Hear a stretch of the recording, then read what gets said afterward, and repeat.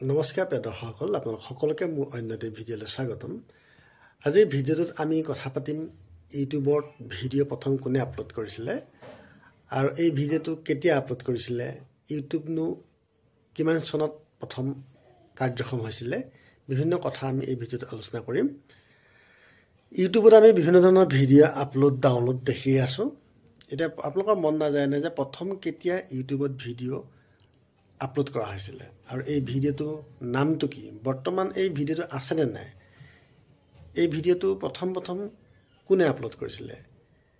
এতিয়া কথাটো হৈছে ভিডিঅ'টো প্ৰথম আপলোড কৰা ব্যক্তিজনৰ লগত আৰু তিনিজন মানুহ জড়িত হৈ আছিলে। তেওঁলোক তিনিজন আছিলে www.youtube.com।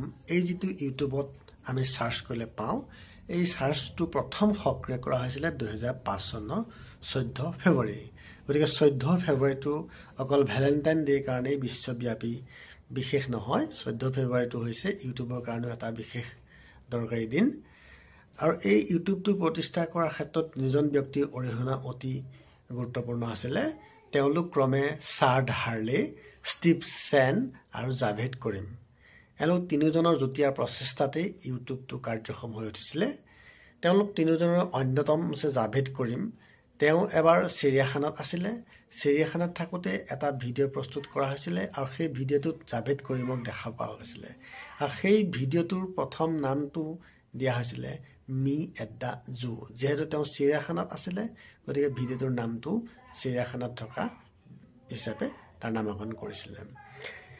ইউটিউবৰ মুখ্য কাৰ্যালয় ক'ত আছে? ইউটিউবৰ মুখ্য কাৰ্যালয় আপোনাৰ আমেৰিকাৰ চহৰৰ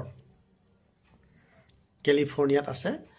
আৰু আপোনালোকে জানি আচৰিত হ'ব, ইয়াৰ যেতিয়া প্ৰথম যিটো হেড অফিচ আছিলে তেতিয়া এখন চিৰিয়াখানাৰ ওচৰত আছিলে। এইটো এটা কম আচৰিত কথা নহয়, কাৰণ এইটো এটা পৃথিৱীৰ আটাইতকৈ ডাঙৰ অনলাইন ভিডিঅ' শ্বেয়াৰিং এপ হয় আৰু ইয়াৰ মুখ্য কাৰ্যালয় এনে এখন জেগাত থকাটো কম হাস্যকৰ নহয় জানো।